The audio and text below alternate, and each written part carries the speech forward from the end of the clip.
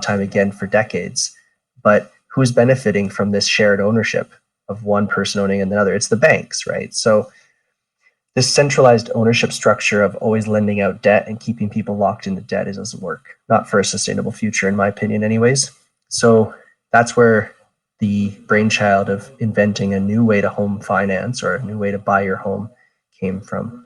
And the Viegage itself as a product, of which you can easily go through our deck or our financing package and learn the kind of the nitty gritty details online, is really at its core combining you as a home buyer and you as an investor.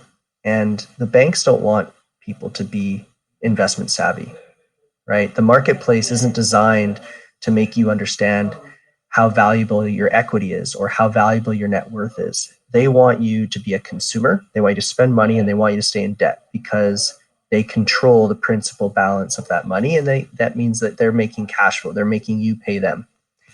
And there's so many more ways to do it, right? You can use your money to make passive income, and you can join communities whereby, as Prince mentioned, from a community or value-based perspective, you can drive investment to create opportunity. And so Viegage Financial and the new home finance system that we've created is really centered around that. It's centered around getting people into a house in an affordable and a simplified fashion, and then getting them out of the financing as quick as possible. And so Viegage as an instrument is based on equity, not debt. It treats you as an investor. It treats the house and you as a participant in a real estate investment trust, so that you are focused from a community's perspective on the investment returns and the balance of income and cash flow that are coming back to you, not the bank. And so what we did is we structured the company and this opportunity to get in the middle and eliminate the bank altogether. And the benefit goes to you, goes to the home buyer or to the investor. If you're investing with us directly as a venture, or you're investing in the REIT, or you're buying a home. Either way, the stakeholder is now the one benefiting from this program rather than just one single entity being the bank. And our primary goal with this long term is that the cycle of finance, because you are collecting investment returns from this investment and then also owning your home, is that long term, people's household debt is going to go down.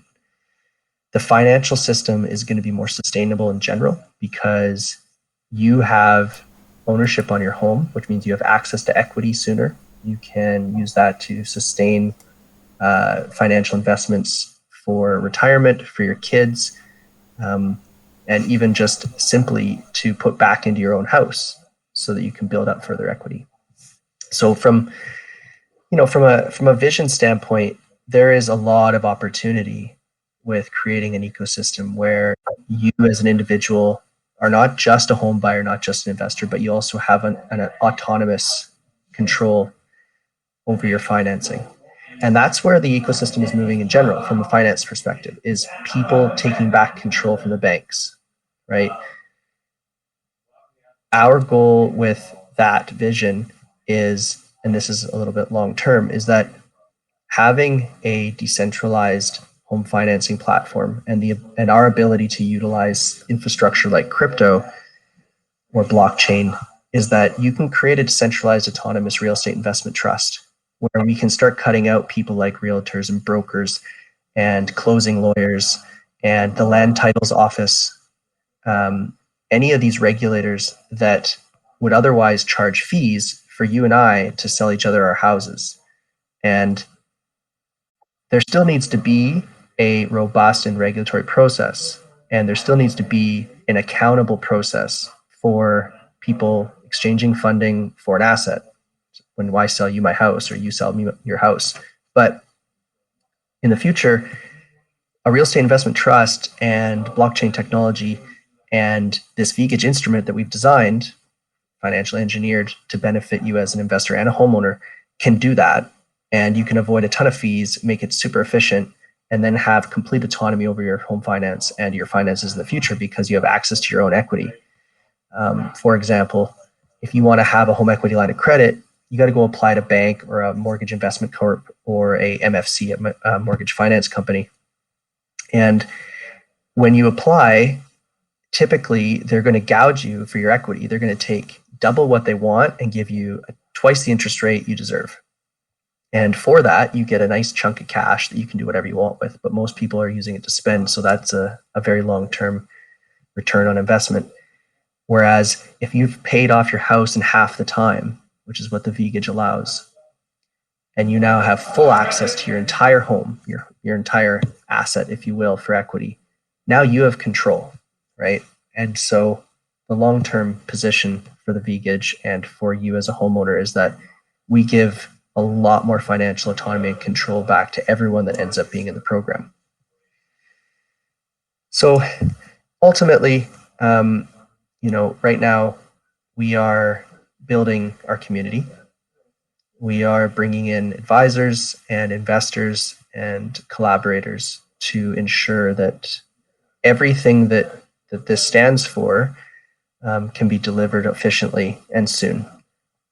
And so, for us, the real mission for us right now is to have people that support this goal and believe that this is the right way to move this ecosystem, real estate, home financing, a decentralized finance system in general, towards that vision, to participate with us and help us get our market pilot launched in Western Canada and the Western US, help us put our financing package on the first couple homes. And by doing that, participating either through collaborative skills or investing will help us get there in a very short period of time. I'm grateful and thankful that team members like Matthias and Mauricio have been helping us out now for the last half a year, building out our infrastructure and getting our message out there. So big thanks to them. And I appreciate Prince's invitation here so that we can continue to share the story and what we're trying to do. And of course, there's, from a financial perspective, real estate perspective, from a mechanics perspective of how our corporate structuring works, these are all things that are not necessarily simple, that's taken several years to hack out, make efficient.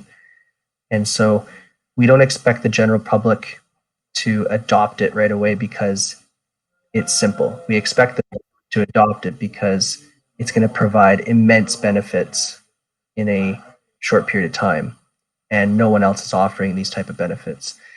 And a bank or a large insurance company, these companies, they're not going to stand behind you and push you into programs like this.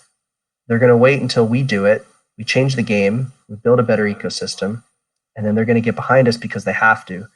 And that's the push. The push is that, like, for example, if you look at the investment communities around payments, the earliest big player like PayPal, they were changing the game. They took payment systems off a centralized platform and they made it easy for people to pay third-party point of sale online. And it's now still one of the biggest P2P payments platforms in the world. And the reason is not because they did it all on their own and they were a good idea, which they were, but eventually the banks had to support them. So now a lot of the underwriting and funding that supports their liquidity pool so that it allows large, massive transfers globally for payments to go back and forth are supported by the banks because they had to. They want their money in there and they want to make a fee from it. And just like any good business institution, they'll put their money where they can make stable cash flows. So for us, the Viegage and the invest to own model actually invites the banks to be our underwriter and support us because they're still going to make their fees. They're going to see it differently because they're going to have to lose their mortgage portfolio, which is great because we don't want to be controlled by them anyways. But once we once we build a big enough portfolio and they have access to the origination balances, which every house, say at $500,000, means that they can still use their money to invest and buy, not buy, but lend to support the growth of the Viegage ecosystem. And so we've created a channel so that existing stakeholders can get on board and still be stable and profitable on our platform. So as much as it is disruptive, we have created an opportunity so that once we've created enough momentum, they can get on board and support us. And in fact, as an investor and an early supporter of our program and our mission, you're helping the ecosystem change and evolve so that groups like us and big groups that exist can still fund and make this ecosystem functional. Because at the end of the day, we still need everyone to play ball. And so that's the general path. That's where we're heading. And I'm pretty stoked that we have. There's still so much room out there for innovation in the real estate space, in the financing space, in infrastructure like blockchain that supports decentralized finance for individuals so that they can treat their finances, they can treat their futures autonomously. And we're one of many really cool groups or ventures that are trying to move this forward. And along the way over the last year or so, we've met some awesome people that have been doing their own thing and understand that getting on board with a program that decentralizes finance and moves financing into a position for individuals so that they can take over and do their own thing with themselves in terms of managing their own assets, managing their own equity, or being part of an investment community where they're also going to own their home at half the time with the same or less capital out of their pocket. This is what the finance, this is the direction of the finance world that we support. And I'm happy to kind of open the floor to Q&A, and if people want to ask any technical questions, I'm sure any one of us can jump in and provide some information as well. So I'm happy to be part of the meeting here, and I'll leave it open. I'm sure Matthias or Prince can help moderate if there's any Q&A. Yeah, I just what I wanted to say is that it's all about vision. Sorry, that was me. No, I just want to say thank you for your time and being here, and also Kane gave me a little background about your father and his successes in business, right? So not only is it great to have like a strong team, but also a great mentor. So the fact that you have that in your back pocket at any time, I'm sure is going to take this, very far, especially with the experience of international and offshore accounts, managing real estate himself and being an investment. So Kane's expertise within crypto, I'm sure you're probably well versed in it now too. It's not that hard being an intelligent person to go sit there and study. So I think it's great. And, if anyone has any questions, I know they're raising 4,000 BCH, which also nicely to Kane's last presentation. I'm sure having stability, some funds on the BCH thing is all going to tie in really great, right? So, anyone, please feel free to ask questions. I'm pretty well versed in what they are all about. I've read about them months ago. So, please don't hesitate. And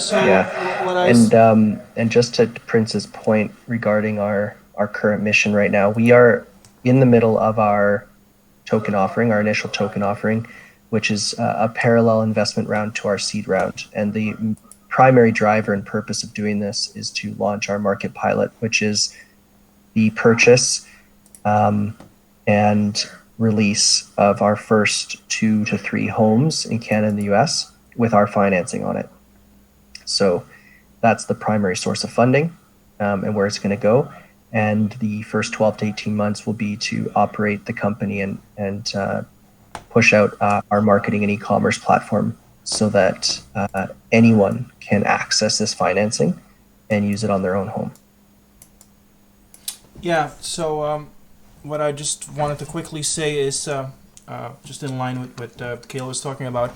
So right now within the cryptocurrency space, it's all about vision. So here's where we are right now, right? So Bitcoin first came out, and then it was used. It immediately found a usage in like buying drugs online. That was its first use case, and you can feel however you want to feel about that, but it provided a utility there, right? There was just this new instrument that could do something for these people that wanted to buy drugs online that nothing else had ever done them for them before, right? If that hadn't happened, nobody had heard about Bitcoin. We wouldn't be here today, right? So, but then very quickly after that, most of cryptocurrency always became kind of like a problem looking, or a solution looking for a problem. And so, I mean, we've done some building, like building these decentralized exchanges, like the code, so that you have a decentralized exchange, so you can get rid of the whole stock market. You don't need it anymore. The stock market cannot compete with a decentralized exchange, because on the stock market you have just like 100 worldwide big companies. They provide all the liquidity on the market, and now they're going to have to compete with like 4, 5, 6 billion people all being able to provide liquidity at the same time. There is no competition there whatsoever. However, the problem that all these decentralized exchanges have right now is that they don't have any tokens on them that have actual value. It's all bullshit. It's like literally all bullshit. And so now it's really going, like, crypto, it's there now. It's not going away. Everybody knows it's there. Nobody still understands how it works or what you can do with it. So you can still fool people a million times over. But that's not going to stay like that. People will get educated. Eventually you run out of fools and run out of people that have been scammed in one way or the other. And then you got to ask yourself, okay, so what has vision? What's a valuable idea? What changes something in the real world? Well, replacing the mortgage and taking even more power away from the banks, that's vision.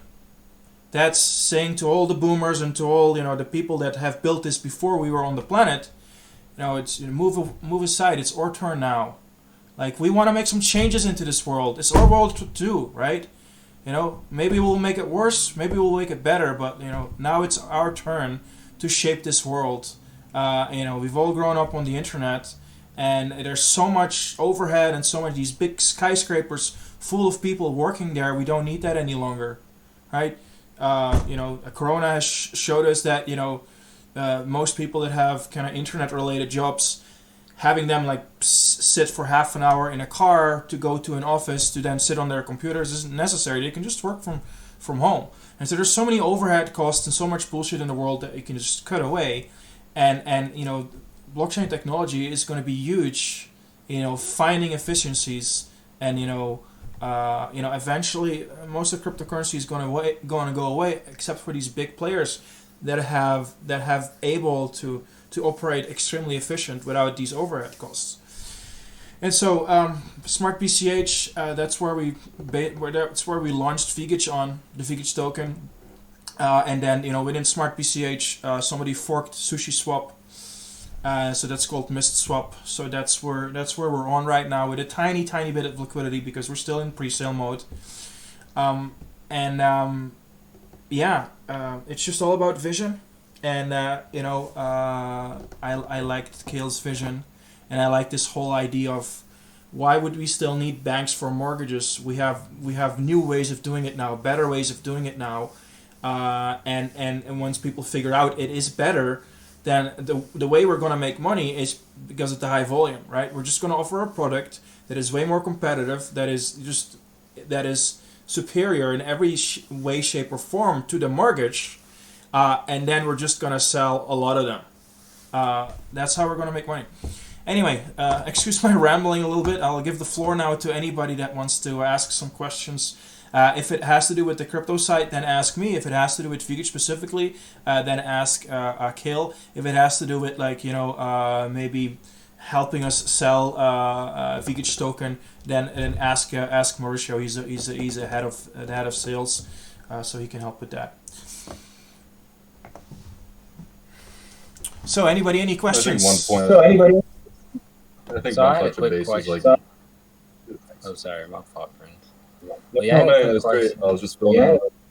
I was trying to see when is the release for the when do we go live? Like for like the crypto market. Okay, yeah. So do you see the slide on my screen right now? Do you see the vision of the token? So so we're trying to we have to sell 2 million VTO. We've just started selling through our we're still in pre-sale mode. Hold on, let me just open this up here. So this is our website. Website is like, it's operational. It is not perfect yet. We're gonna make some changes to it, but it's operational on viegage.cash or viegage.com. Hold on, let me just make myself really small here. There we go. I'm just gonna put you out of the screen here. And then I just gotta, is it the Windows capture here? No, that's the wrong one. Display capture.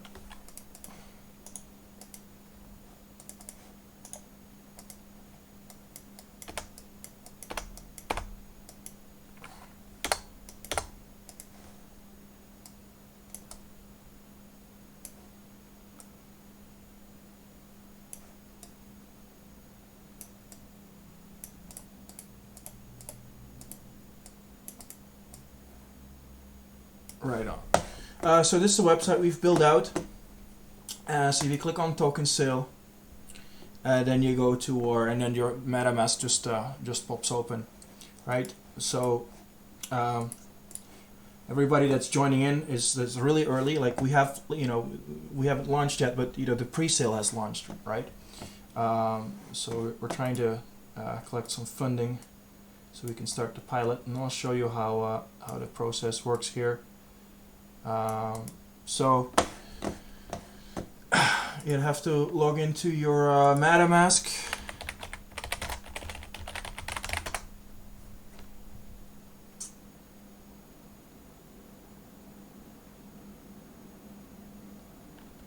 Just give it a second to log in. And then you have to be on, most of you guys will be on, the Binance Smart Chain. But we haven't launched. We are not using the Binance Smart Chain. We're using Smart BCH, a different network. So you have to connect to the Smart Bitcoin Cash network. Now we have built a help page. So, if you have MetaMask, you just click here, configure Smart BCH network. And then, MetaMask is like, hey, you have to give permission to add the network. And then you'll have the Smart BCH network, right? So then the only thing you need is some Bitcoin Cash, and you have to move the Bitcoin Cash over to Smart BCH. The best way of doing that is hop.cash. So here you can just connect to, we could connect to this account here, to the first account, connect to wallet, and then you do from BCH to Smart BCH. I think I have to log in now again. Nope.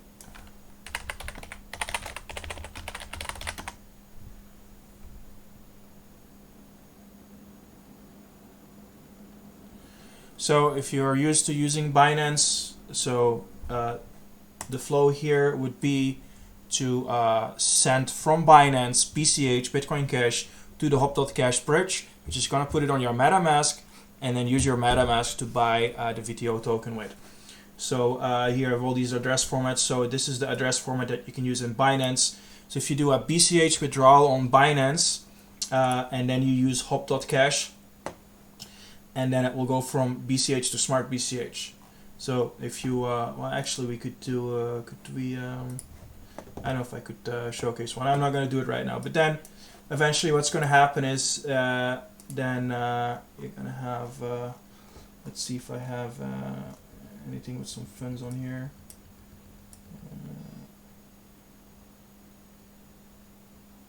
Yeah, I'll take something from here.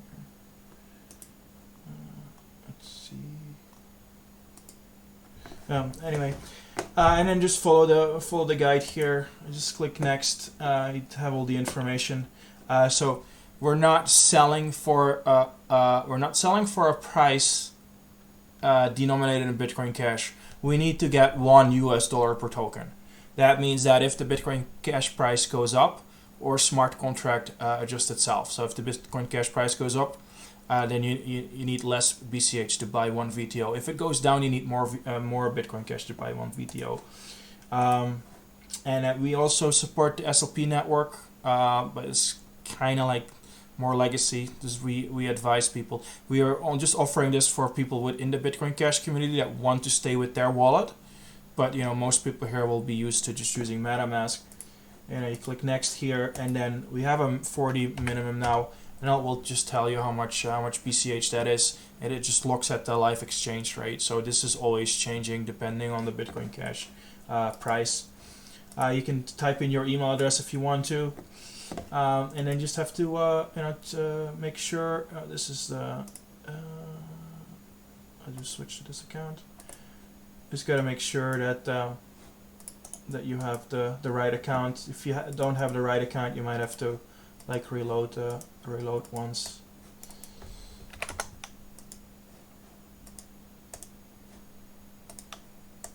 And that's that. And then your MetaMask just pops open. If you have the funds on there, and then you'll have your VTO token on MetaMask, and we're going to make this token. We're using Hybrix technology to make it a unified asset. So that does mean that eventually you're going to be able to move your token to any chain that you want. Any chain that we're going to support there, you'll be able to use a little bridge to move your token to that chain. So it won't just be Smart BCH. We're going to AVAX. We're going to the Binance Smart Chain eventually. That just depends on the market and what happens. So let me go back to the paper now. So this is what we're offering right now, right? So our company is valued at about $27 million right now because of all our intellectual property that we have and all the constructions that we've worked out. And we are offering 7.4% equity. So if you buy the full 2 million VTO tokens, you then become owner of 7.2% of Viegage.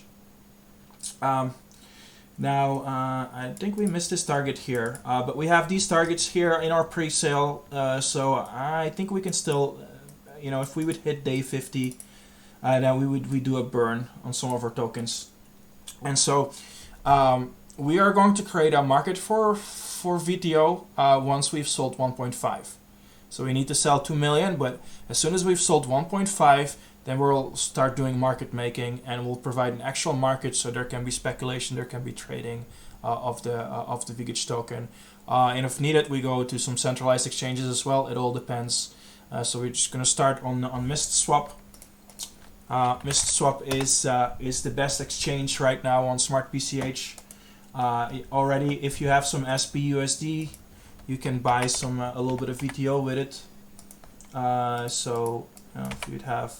So you can see, but our liquidity there is low at the moment. So you'd get so we're selling for 1 VTO per dollar, but you get as soon as you go to larger amount, you'll get a horrible price, right? If you'd wanna buy 5,000 VTO tokens here, you would need $10,000, so your price would be twice as bad. So that's why people have to buy over the website first while we are in pre-sale mode. And then once we have sold 1.5 million, then we're going to go on to MistSwap, and we're going to create a big pool with BCH on one side and the Viegage token on the other side. And then the trading and the speculation can start. And then it's up to the market to see where we're going to go. The only thing that as main market makers, because we sit up on a bunch of capital and we have some VTO, so we could do some market making there. The only thing that's important to us is that we want to at least while we do the start the pilot, there's going to be about a year and a year of a half where we have the pilot program. There will not be a cash flow after a year and a half. Then we actually start selling these Viegages, and then there will be a cash flow. There will be airdrops. So if there's profit to be made, the profit is used to buy BCH with, and that gets airdropped to everybody that has VTO tokens on a BCH address, in relationship to the total amount.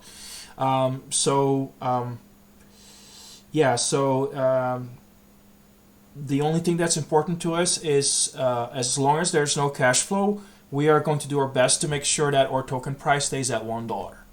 So after we provide liquidity, after we sold 1.5 and we start providing liquidity for Viegage token, if speculators want to push it up, they can do so. But if it gets pushed up and somebody starts dumping, we're always going to provide some buy support to make sure it doesn't go under $1. So it will have a stable price while we work on the pilot. And after that, it will be one of these crazy tokens, these very realistic tokens where, like, if you just be able to calculate what your return on investment is on it. Like if you'd hold the VTO for 3 or 4 months and you see how much BCH gets airdropped in the relationship to how much capital you put in, and you can just calculate what your return of investment on it, and this will just be a token that generates passive income for people that is completely disconnected from the cryptocurrency markets. Like, doesn't matter bear or bull market. Like, if we're selling Viegages, you're making money. It's really that simple. Anyway, I'll offer the floor up now to. So yeah, what? Any more questions from? Or maybe you want to say some more stuff about this, Kale? Yeah, just What I to could throw in really quick. sure.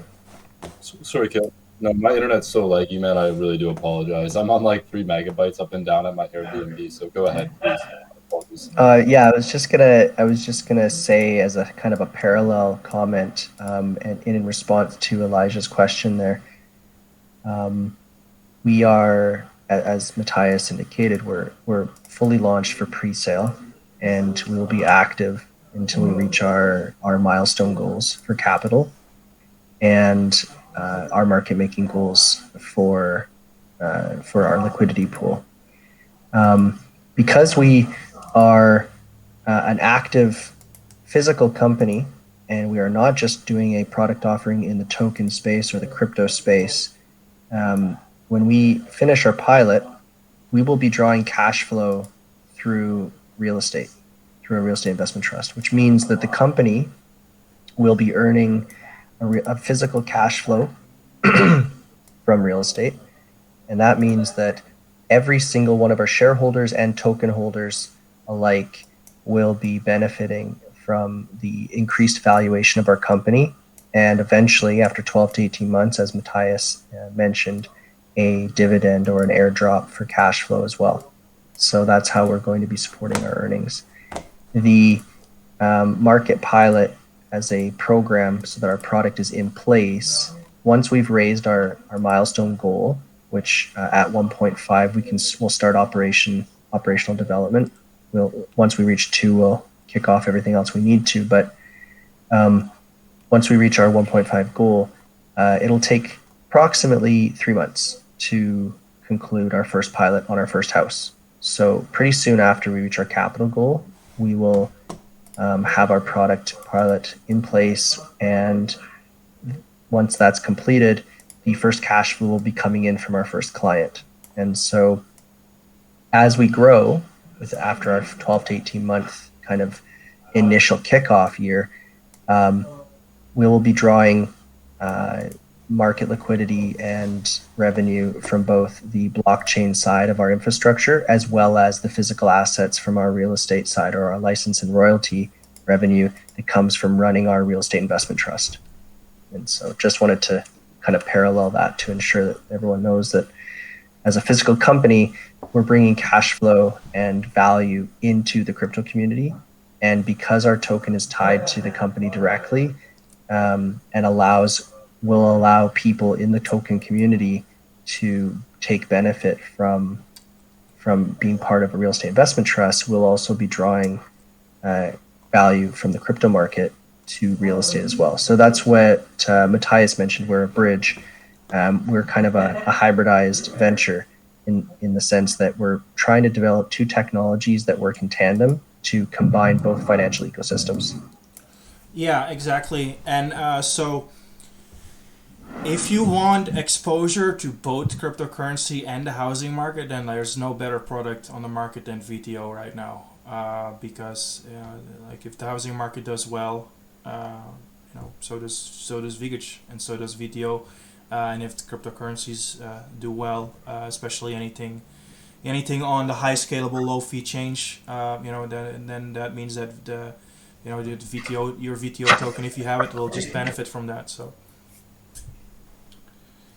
cool. Cool thing when I was can about it before was like, we're even at the option to say accept Dogecoin, right? Anything with a high liquidity, you're able to transfer back into BCH and then use as a payment system. So, Yeah, you're that's accepting certain blockchains, but yeah. So but you gotta make sure that so when we're talking about when these REITs have been launched and people start actually becoming customers of them, trying to get financing on their homes, that's when, if they have a cryptocurrency, if that has plenty of liquidity on the market for us to put it into whatever we want to put into, it won't just be it will not just be Bitcoin Cash. It will be a portfolio, right? It's going to be a mixture of some long and short positions, so we don't have any so we lower risk on that, right?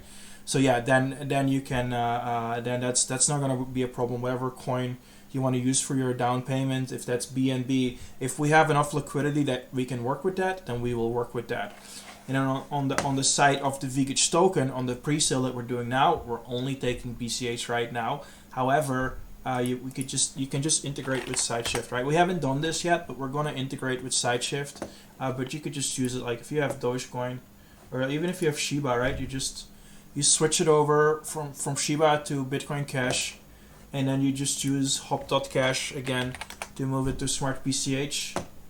And then you can just buy it over Viegage.cash or Viegage.com. Just go to Viegage.com. Oh, that was misspelled there. To Viegage.com and then click on our token sale page. And then just follow the instructions and connect to your MetaMask, and that's that.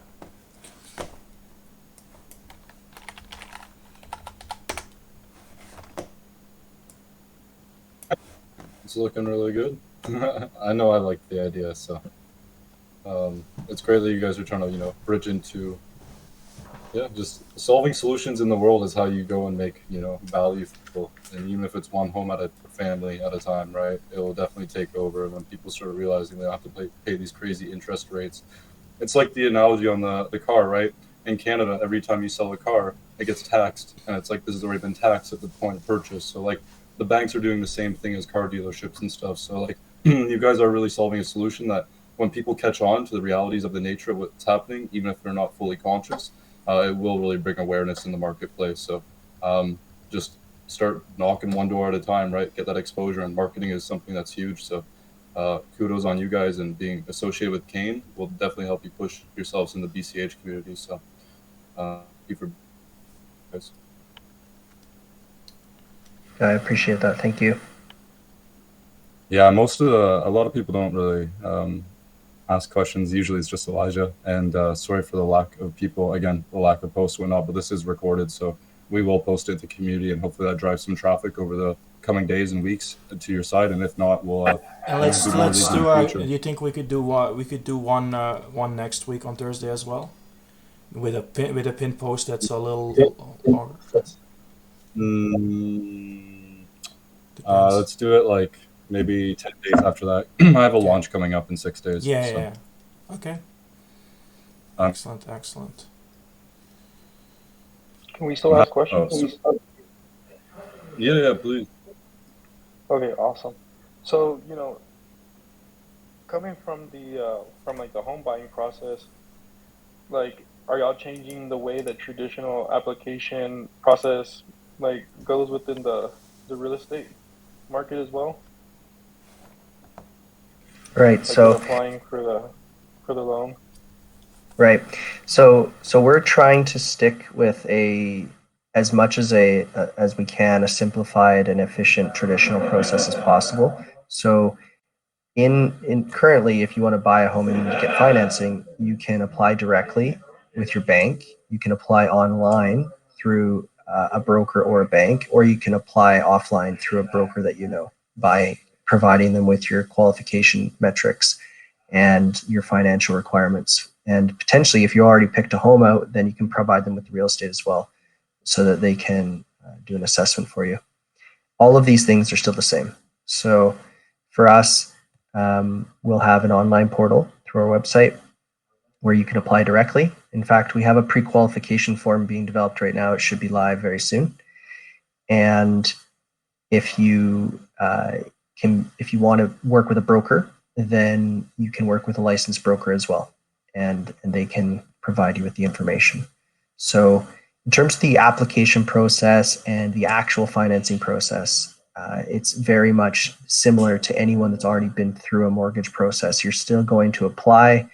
You're going to get a pre-qualification check mark or not. You're going to get an assessment. And you're going to still work directly with the company providing the financing, which is either Viegage Financial directly or through a broker. And then you're going to get approved. And once you're approved, the process of actually engaging in the financing for your home is a couple different steps, but very similar as well. You're still going to make a down payment. You're still going to make monthly payments. And at the end of the day, you're still just managing your financing the same way. Every month, you want to make sure you have enough cash flow and you're paying your financing off. And what's happening behind the scenes is the magic, where we treat your down payment as an investment. So you get REIT units, or real estate investment trust shares or units, as collateral for your down payment. So you automatically become an investor in a large pool of real estate rather than just a homeowner under debt. And every month, you don't just pay your monthly payment, which covers interest and overhead for the company. You actually also receive a distribution or a dividend from the benefits of the operating cash flow of the company as well.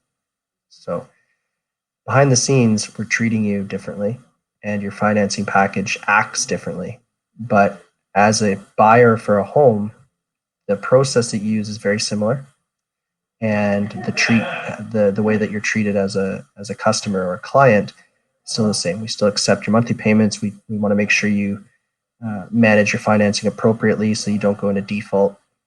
And the benefit of choosing this program over any other is that in approximately 12 to 14 years, depending on the current market conditions and the progress of the company, you can be in and out of your financing for the same or less cost than it would a mortgage.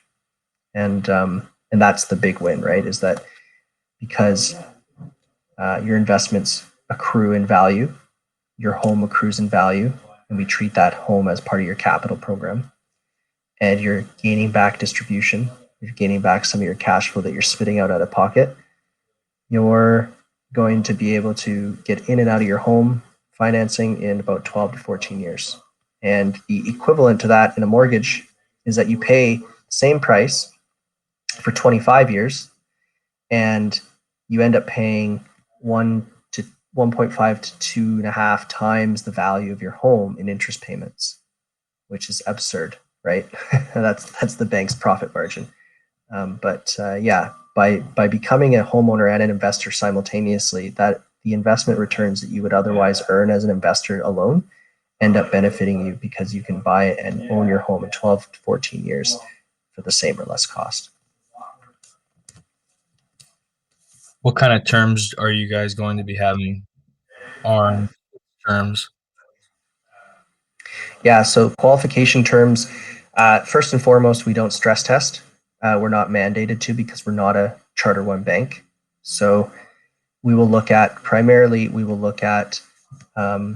you have 2 years proof of income. We will look at whether or not your debt to income threshold and your debt service threshold, which are both ratios of your serviceable debt that you have, your liabilities personally, and the amount of income that you're generating on a yearly basis, match our thresholds. Our thresholds are better than pretty much every bank in Canada. Some in the US, although some companies in the US still offer subprime ratios, which is garbage and you don't want to be part of it anyways. But for example, if a bank's constraint on their debt to income ratio is say 38 or 40%, we can still get away with offering you 45 or 50%.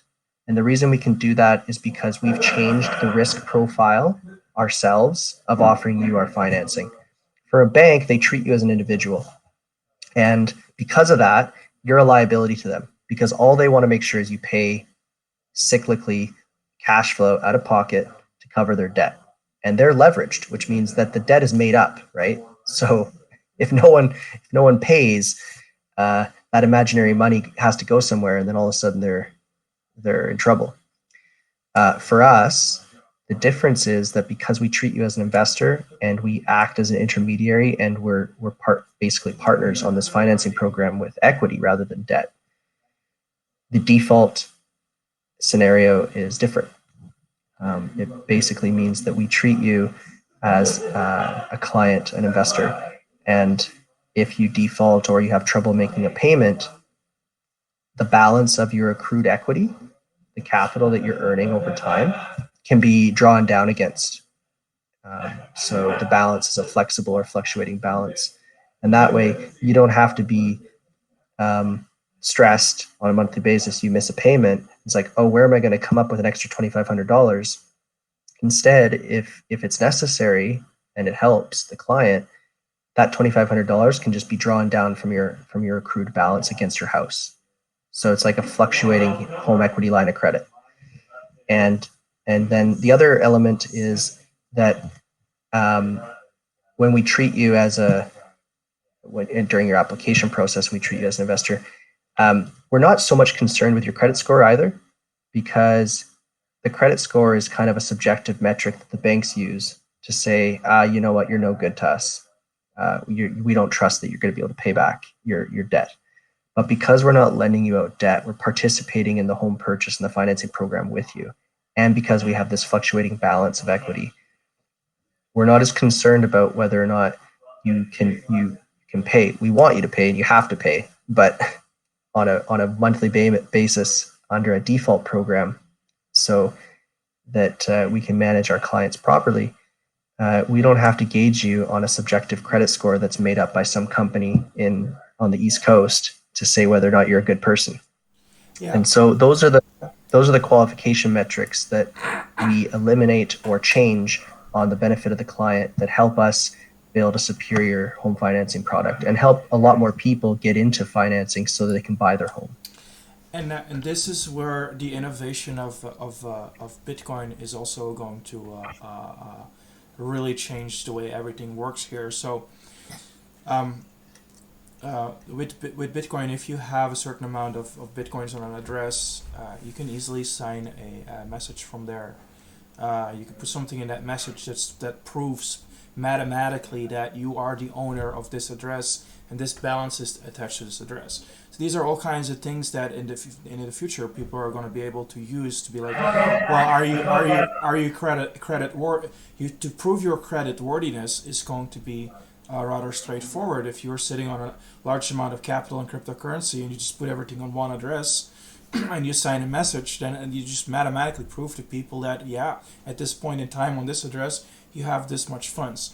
And so that's going to be a game changer eventually. It's just going to make it so much easier if you want to do business with somebody and they want to know if who am I dealing with, somebody that has absolutely no funds or money whatsoever and is just lying about everything. Like that's what if somebody wants to make you a loan, that person has to figure that out, right? Am I going to lose my money? Am I never going to get back my money, or is there something there on the other side, right? And so if you eventually end up with income maybe in Bitcoin Cash, then it's also easy to prove that on the blockchain, right? You sign some messages that shows that these are your funds, and then you can look at that and you can say, oh, there's a payment. This guy is in fact having some income in cryptocurrency. And so this is not going to be something that will directly be available, but once Viegage is launched, once we have our first customers, there is going to come a time where somebody is going to want to use their cryptocurrency holdings to prove that they are creditworthy, to prove that yes, they can be, this is good for both parties. These people are going to pay back what they are lending. And so, it's not going to be available immediately, but eventually you're going to work towards, being the visionaries there, being the trendsetters, working that out, making that all very, very smooth process. So then, when it comes down to getting loans or home financing, people with cryptocurrency holdings will be able to use that to show that they are credit worthy. Will the Vigages be purchases, refinances?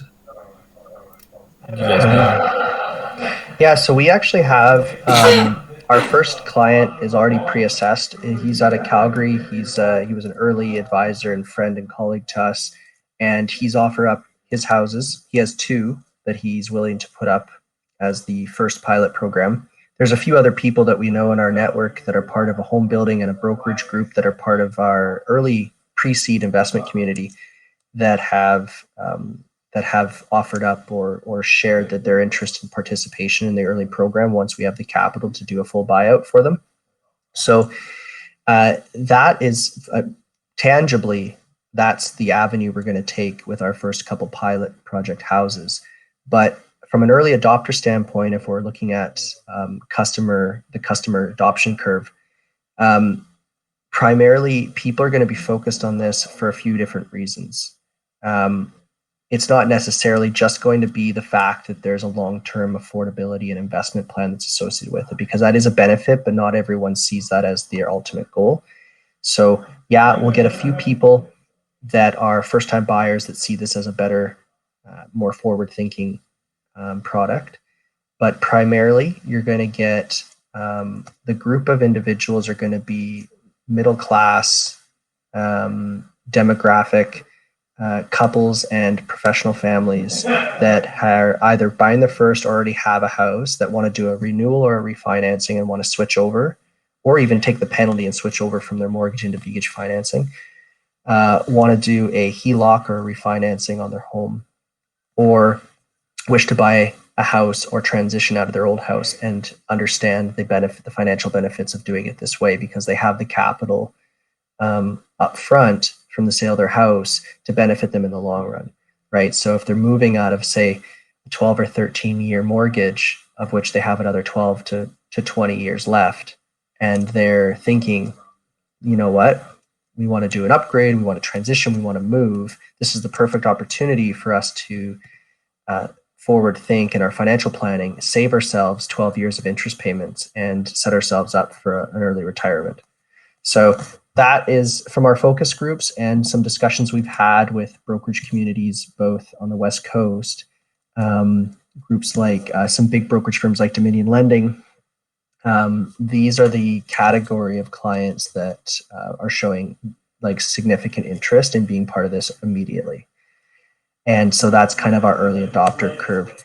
The early majority, the big section of people that are going to take the bite out of this once we get some good momentum, so the first 150 to 200 homes, those are people that are going to see that their financial outlook is stretched so far into the future, whether you're a young professional coming out of school or you have savings and you want to get into real estate as an investment, you're going to realize that you can do that, but also buy a home and be part of this community where you can get in and out of your financing and have that return sooner. So, instead of 25 years and the stress of carrying debt for that long, you're in and out in 12 years, and now you have an asset to your name and financial liberty to make future financial investment decisions or change your career or make personal financial goals that you otherwise would not even keep in the mindset because of the limitation of being caught in this debt trap, as I call it, for so long.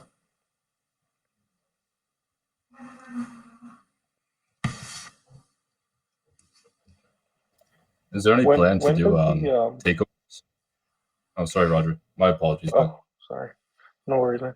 So when does when do you plan on having the physical product, like the actual transition into the mortgage game? When do you plan on rolling that out? Like immediately as soon as you get the capital, or like you're gonna get the capital and make sure that all the kinks are worked out and everything is like as smooth as butter?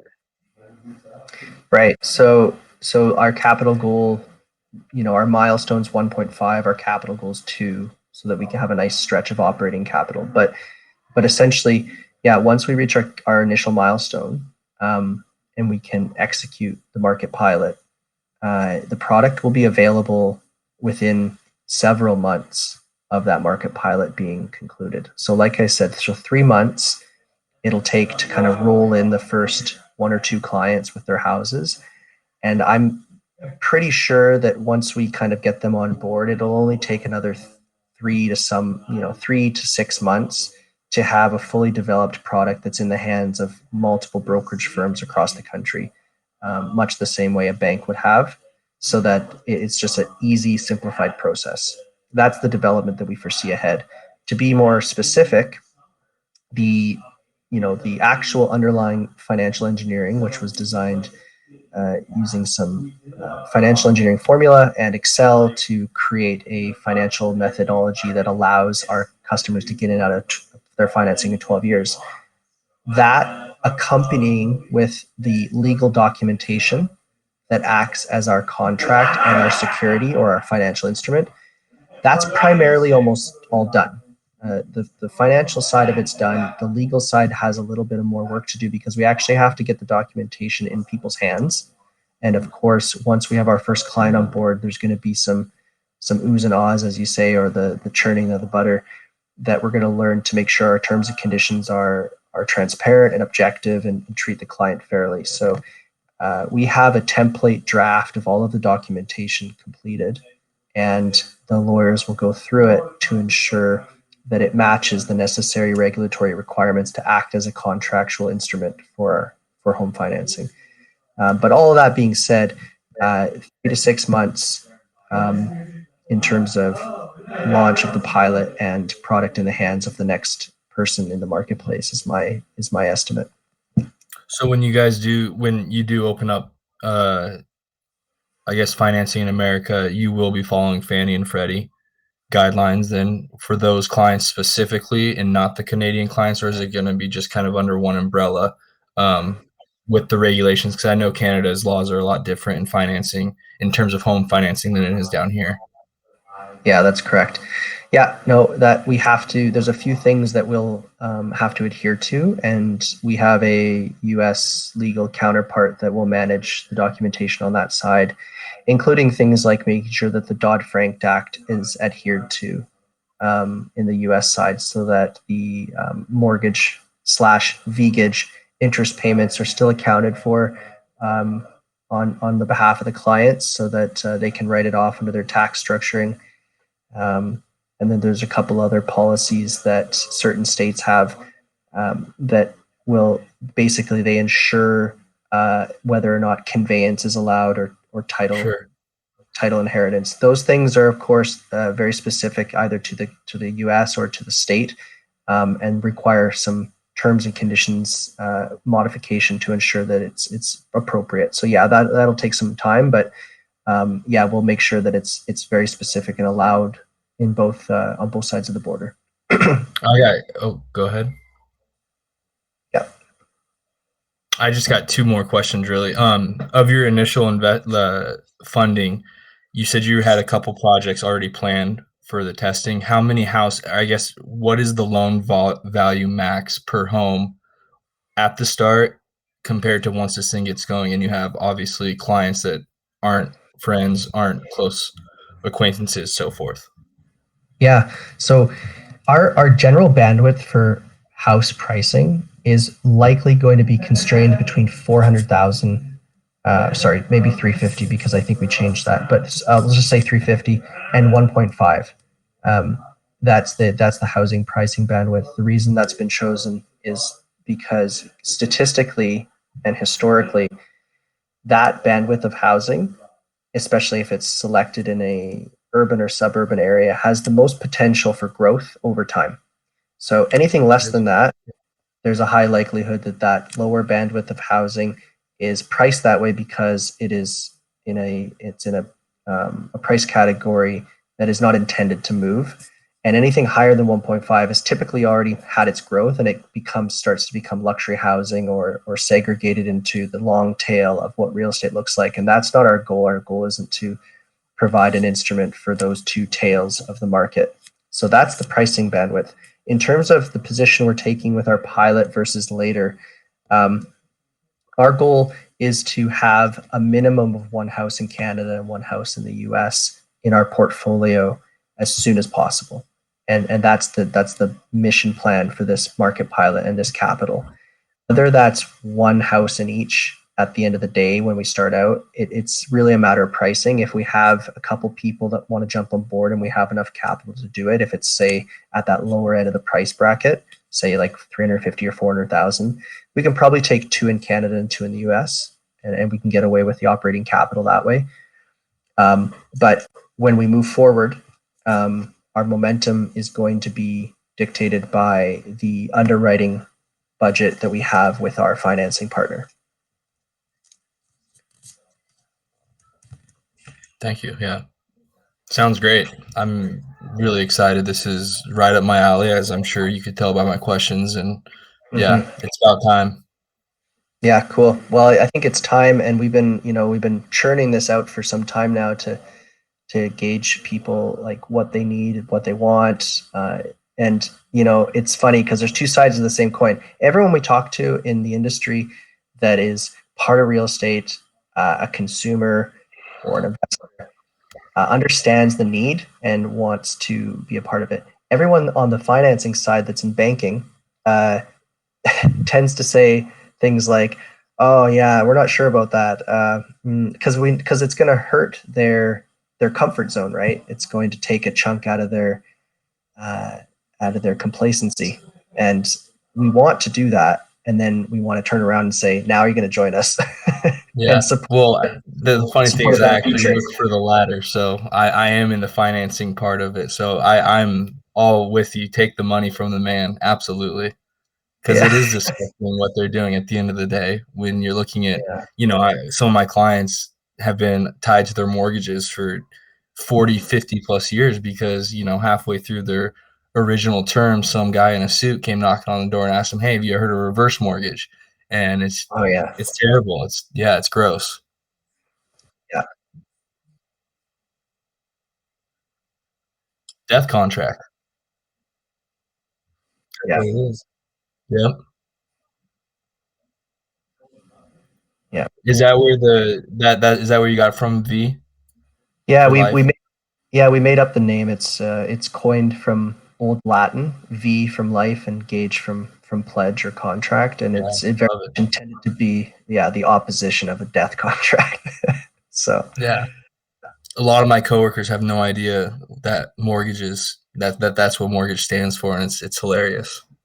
it is funny, right? And if you talk to somebody that's in the industry long enough and they understand it, they'll tell you that it was intended. The etymology of the word structuring was intended to mean the death of the contract because you paid it down. But what it's turned into culturally and socially is the death of you because you're never out of debt. Right. And in this progressive world where it's a continuation of I want more and I want greater things and I want to, I now have kids and everything's becoming more expensive, you're always trying to up your level of leverage and you're always trying to find access to equity and debt. And at the end of the day, you look back and you're 60 and it's like, wow, like I have 2 mortgages and Yeah. I want to put my and kids through school. And this is yeah, why and it's an ongoing cycle that needs to end. this is why if you read if you read financial advice in the Bible, there's plenty of financial advice in the Bible, and 90% of it is just don't be in debt, get out of debt.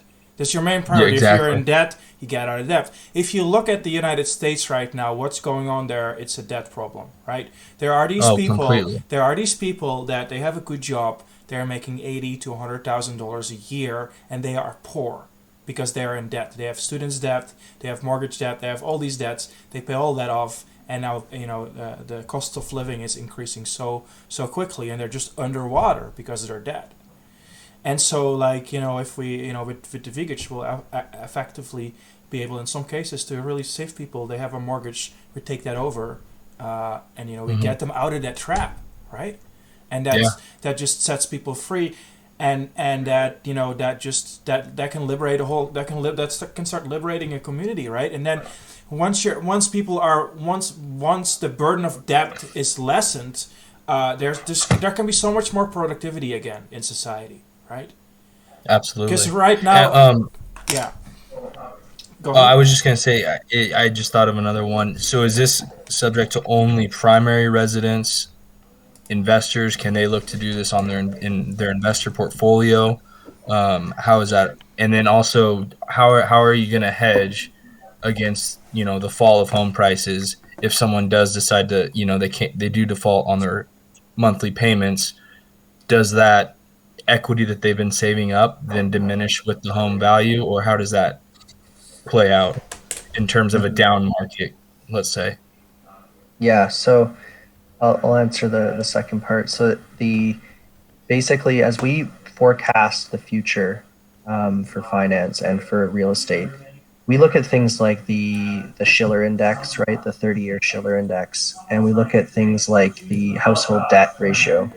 And you can see, if you look back 30, 50, 60 years, that even during times of significant financial crisis, like the 89 real estate market crash or the 2008 financial crisis, typically the market downturn, of which had at those times were massive swings, were typically about a 3 to 6 month downturn cycle, whereby after that, the incline in growth in GDP and consumer spending and real estate prices bounced back. So in the last 40 years, the market has not seen a continuous downtrend in the real estate market in terms of housing pricing for more than 3 to 6 months. I think 5.5 months was the max, which is pretty crazy because most people think like, oh, like the dirty 30s, where the market was, it took the biggest dive in history. And if you look back even that far, what you'll see is that although it did take a massive dive and the economy was kind of in shambles for, close to it was about 8 years, it didn't mean that things weren't growing. It just meant that there was such a shock to the system that everyone was kind of pushed out of it. But in fact, even back that far, it was only just under a year for things to be continuing to downfall or take that downtrend. Everything else after that was an uptrend, slow and tortuous, but still an uptrend in real estate.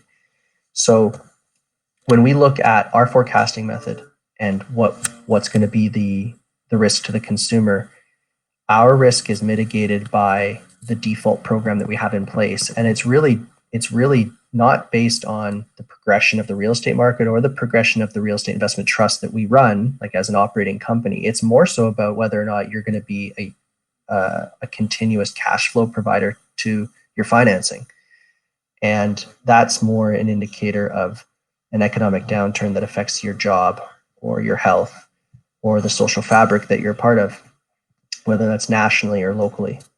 And so for us to manage that element of it, really all we need to do is make sure that we're not treating you poorly. We're not treating you like a bad client, which debt does, right? I mean, the minute you miss a debt payment, that's what happens. You get treated poorly because your credit score gets impacted. And if you're not in time, you can never catch up again. When you're paying against an equity-based program with a floating balance, if you miss a payment or two in a 3-month period, which is the notice of default period, which is typically the buffer, your balance can just be adjusted. So what you're just hurting your amount of time that you're going to pay off your home, right? Of course, for us, we're not getting a new source of cash flow. We're having to pay down from an equity balance, which means it affects our balance sheet. But the risk that we take on and that you have to take on, even though it's flipped a little bit, that's better long-term for both of us. Because even at the bank, if they have to push you out of your house because of default after 6 months, they have to go through a foreclosure proceeding. They have to go through an eviction cycle, and everything is actually hurt. The law fees they have to take on, the loss of income, and the significant drop in capital value, push the house onto. Yeah. All of that is an impact to the bank too. So they don't want it to happen, but they're forced to because of the laws. We're not. So we don't want it to happen either, but we manage it differently. So yeah, it is a risk, right? And it is something that that consumers have to be concerned about, but it's no different than their initial concern with any other market condition and any other real estate mortgage financing program that they're a part of. The difference is that we actually have a much better way of managing it. Yeah, it sounds like you're. Oh, go ahead.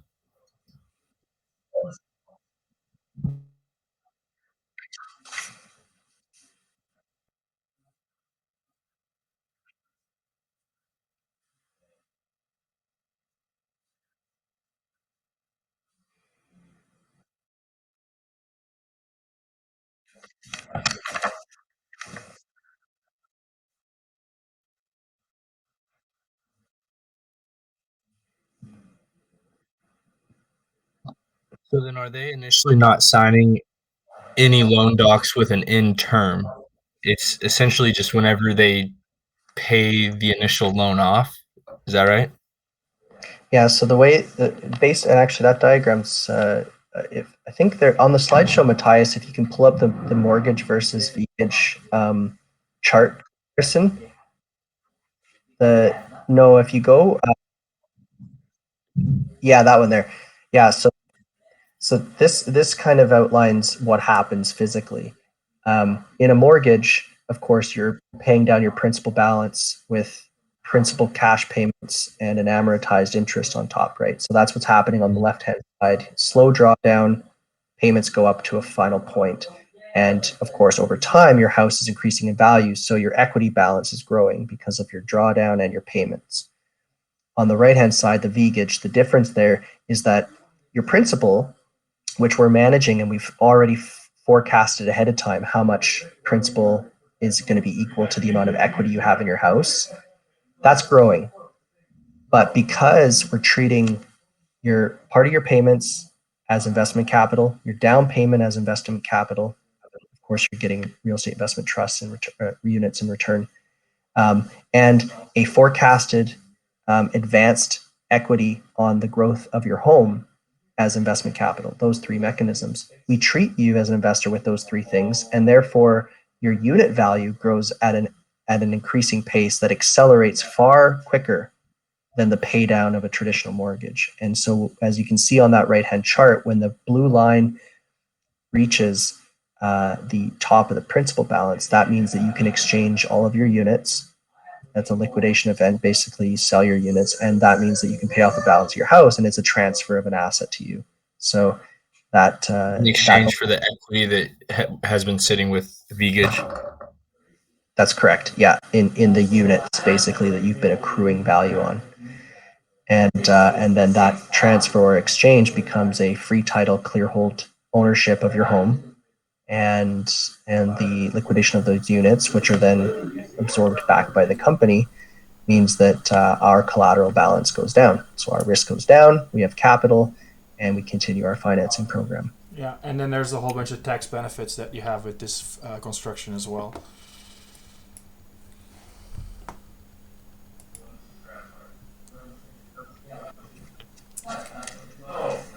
Mm-hmm. Yeah, thank you so much for your time. I'm really new to the space. I saw Kane's post today. This is exactly what I've always been looking for in the crypto space, is something with this much of a use case. I mean, this is direct correlation to the real world. And it's just a matter of time before it really takes over. Yeah, and like there's just like no, like I mean, who knows, right? Maybe like the Viegage use case here might be like the actual thing that starts growing crypto, right? Because like there's just not too much out there that is connected to something in the real world, right? Well, I mean, I look at title insurance. I don't know what title insurance is like up in Canada, but in the US, and particularly in the state I live in, it is so archaic in terms of the storing, the processing. 5 units touch a real estate transaction file, and it's a little mundane and very convoluted. And something like this will obviously start in the financing sector, but then I think as you guys grow, insurance it opens the door for title insurance. It opens the door for everything. I mean, it basically blockchain, I think, eliminates title insurance, if I understand it correctly. No, yeah, it definitely does, and it's the same. Like if you take insurance in Canada, it's middleman. It's just like you have the end consumer and the guy where the money comes from, and there's like 20 people in between that all take a cut. And that's just it. And that's all gonna go away eventually. Yeah. And that just means and it puts the money back into the that's just the people that exactly. It's just 20 people that are out of a job, but we want those people out of a job. No, yes. It's funny that you mentioned. So, with my father's background in insurance and reinsurance, if you're familiar with reinsurance, and offshore warranty products and that kind of thing, like the way that they basically back up the backup of financing.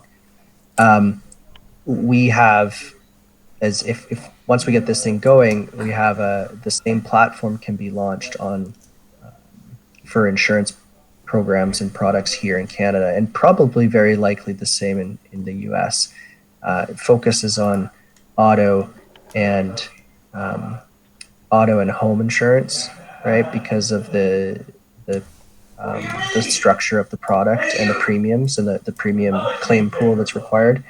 But my father's been working on a crossover platform that basically allows the same type of investment slash insurance buyer type program for people that want an insurance product. And it works the same way. And it will and can be adopted into other financial programs and ecosystems too. Because right now, and it goes back to a value-based, mission-driven perspective, is like the industry as a whole does not look at its client or its customer as an investor or a partner. They look at them as a consumer, right?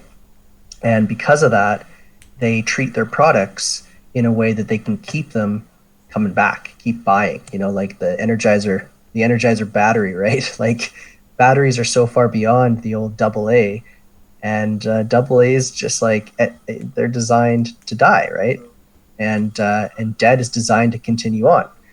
And insurance is designed to take money from you for the assurance that you're going to be protected. Now, don't get me wrong, it does do what it says, and especially if you have an unfortunate accident or something like that, it's a good damn thing we have it. But there's better ways to do it, and there's better ways to view the use of that capital from the client's perspective, not from the big corporate. So a venture like ours and a product platform like ours acts as an intermediary, gets involved to change the structuring and the focus of what this can do. And we're not going to make as much money. Like we're not going to profit from our clients the same way a bank does, but we will profit greatly, and all our investors will profit greatly. But the people that profit the most are the homeowners, right? Because it's a collaborative and shared platform for financing, right? It's not a co-op. And that's where your success will come, though, in my opinion. I just look at this. We can capture 2.5% of the market in 10 years. That's $4 billion if we are successful.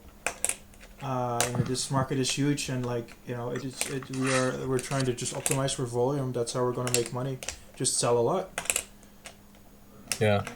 Well, I gotta go. I really appreciate your guys' time. Thank you for letting me sit in.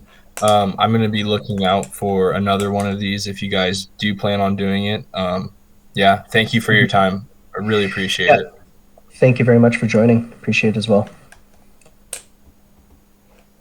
Yeah, we're going to be having another one in about 10 days. So there's just some things going on, but there's a lot of AMAs and stuff there, man. So hey, John. Welcome to the space. And yeah. Mm-hmm. Hey, John, are you there? Yeah, we're here just at...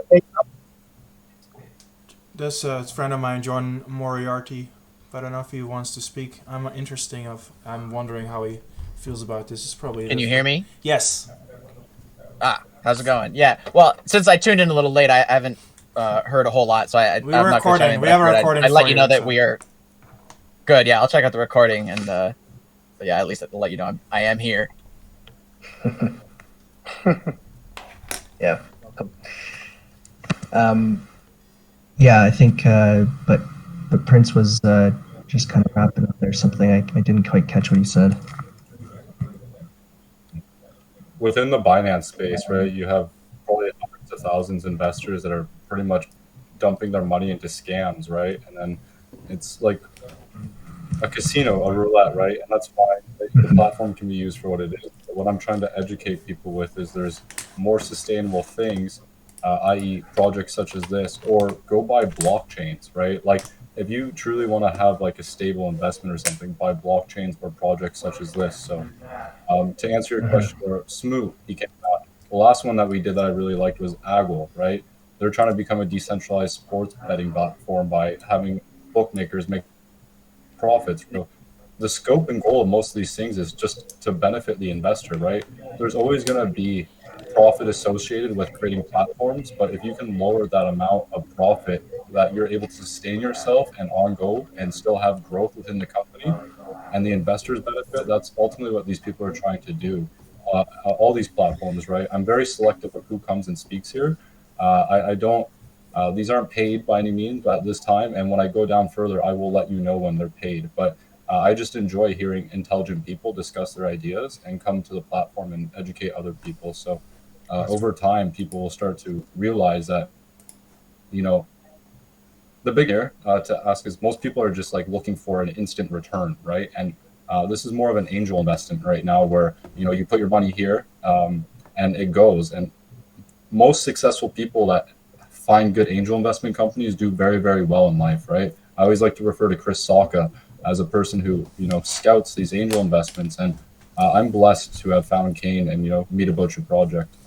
I read about it again 5 months ago when you were doing the first rounds. I wasn't able to put funds in it at that time, but I think it's very great, promising, and I like pushing your change in the universe, right? It's really like if you want to go on the world's work, right? Like, not that they're calling themselves godly or anything, but helping the people is what we're here to do. And creating these networks through the blockchain and not having these middlemen, right? Like, I've disassociated from the banks pretty much completely. I use it to pay for my monetary, like my bills and whatnot, but they look at me like I'm some broke guy because I have like $32 in my bank account, and I'm like, I just don't care anymore because I literally have found a way to utilize blockchain. And to end this little bit of a ramble, what Kane was showing you in the last AMA, if anyone was here, was like he's showing you how bankers work, right? And like how liquidity is provided, and like just how fast BCH was as a transaction. So these people don't need to go like, hey, can I apply for this? You go talk to the team and they'll be like, okay, you qualify. And as things grow on the platforms, like the ideology of looking at how much is in a wallet, because it's like, well, what if someone wanted to pay you full out, right? Like, there's always a solution to a problem if you're dedicated, right? Like, as long as you try and tackle these things and strategize. But I think you're going to do very, very well. It's just about getting, the vision across to other people and having the belief come in. And you're going to find some big investors that are going to just drop lots of we are going to be able with VTO to offer some short-term profits as well, because we just got to get to 1.5, then we can start doing the market maker, and that does mean that a liquidity pool is going to be created on MistSwap. So then after that is after that the pre-sale is starting to run out, so anybody that shows up later will have to go through that liquidity pool. So we made a partnership with MistSwap because they absolutely wanted us to be on their decentralized exchange, because they already know in the future we're going to be high volume. So even without there being a cash flow from Viegage yet, even if we're not selling many Viegages yet, if you have VTO, put some VTO and some BCH in one of those liquidity pools, you'll be doing the yield farming and everything. So that's some short-term profit for people. So don't think if you put your money in VTO, you'd have to wait a couple of years before you get it back. It's not gonna be how it is. Like, as soon as we do the market maker and these liquidity pools are started, put your VTO, put some BCH in there, so you help provide liquidity. You get a reward for that, and you're still making some. You still make a return on just holding the VTO, right? So that's some short-term profits for everybody too.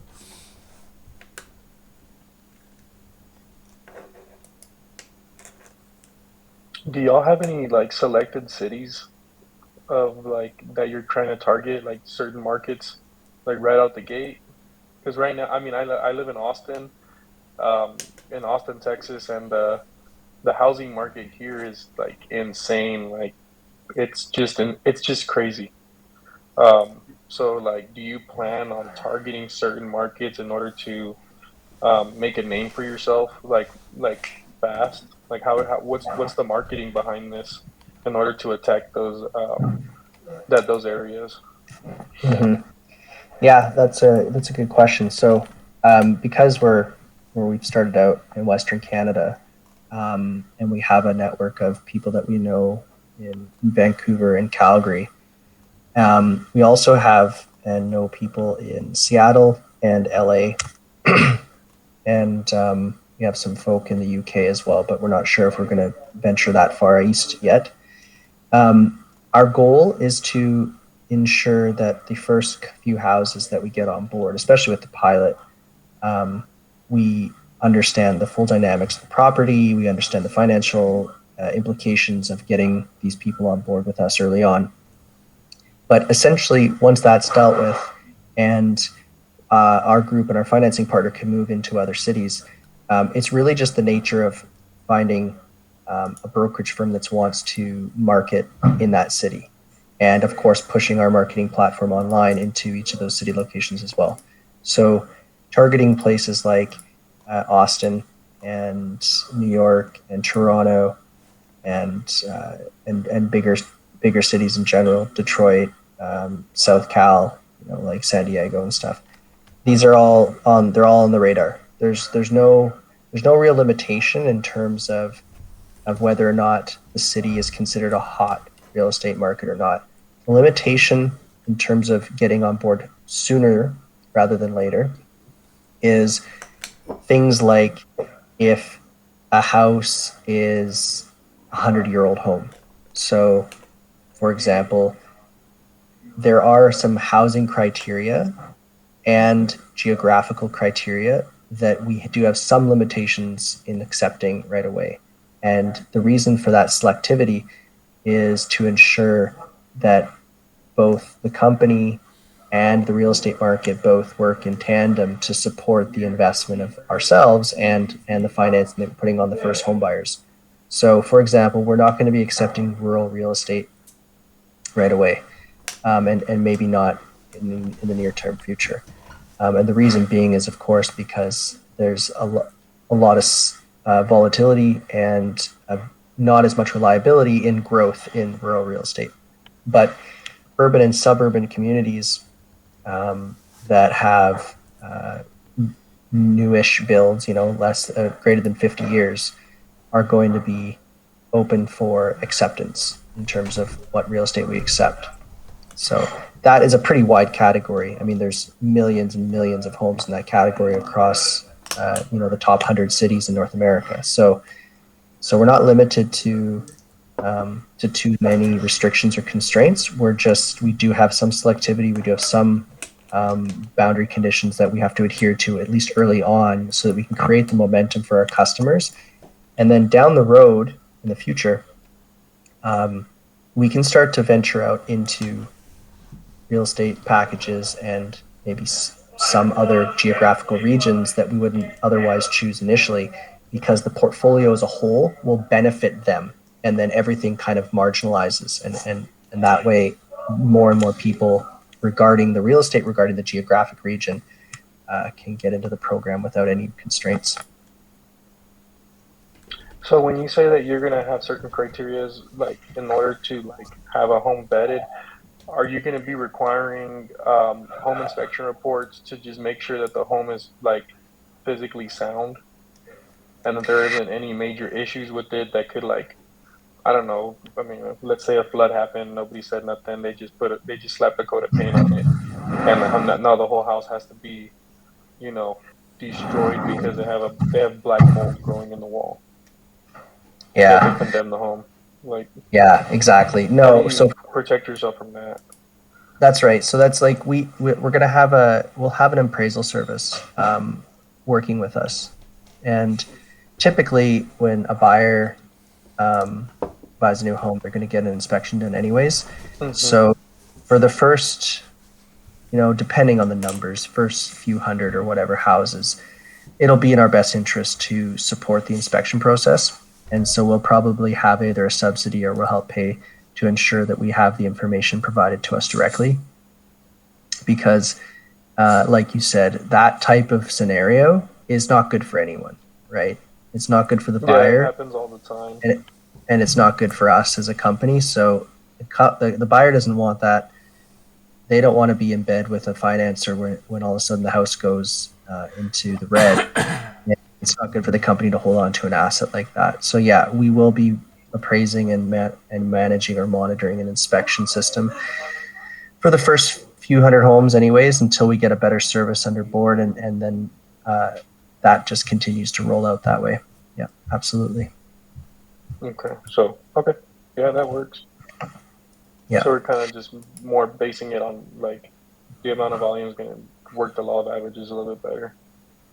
Yeah, and these types of things, like a client or a customer when they're buying a house, they have to know this stuff anyways. They have like if they go and buy a house with an inspection report. I think in Canada, it's the It's really law. big right now. A lot of people are just they're just skipping the whole home inspection process altogether just because of the fact that like if you don't buy it, someone's gonna buy it, regardless if you could pass up on like 6 houses and the houses are still gonna sell.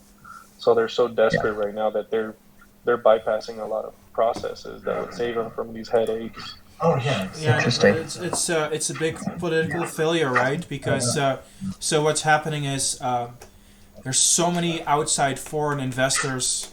There's also this whole scam going on where if landlords can just buy up all the houses. If anybody's forced to then rent, then they keep in control, right? So everybody that knows how the financial markets work, they have long known for the last ever since 2008. Everybody has known we're going towards high inflation eventually, right? And so now suddenly, because of coronavirus, this was unexpected. This has shoot that through the roof. So everybody right now wants to get deleveraged and wants to be hedged in and wants to do some risk management and just buy up any property they can find at any price right now. And it just pushes everybody else out of the market, and it's just not going to end well for nobody. It's not going to end well for nobody because it creates too much stress on society. We're creating so much stress on society right now. And you cannot demotivate your whole half of your millennials and not offer them a future anymore. These are the people that the weight of society gets on their shoulders, right? And so it's like so hopefully we can make a little bit of a difference, or a big difference, going forwards with this. Yeah, because I know right now Austin about 30%. I think they said 30 to 32% of like all of the Austin market is all investment properties. Like they're not owned by anyone. It's just it's just like there's 10,000 NFTs. Let's get 30% of the supply and see what happens. Like it's not NFTs. They're mostly worthless. But you need houses to live in, and so this is just it's very predatory behavior. And government is failing because government should offer some protection to the people and be like, no, let's not do that. But that's not happening in Canada right now. It's not happening in the United States. It's just runaway capitalism right now, rigged capitalism. Capitalism can work wonderfully, but you need to have oversight. You need to have government you need to have some rules, right? And it just is all going out of the window, and anything goes right now.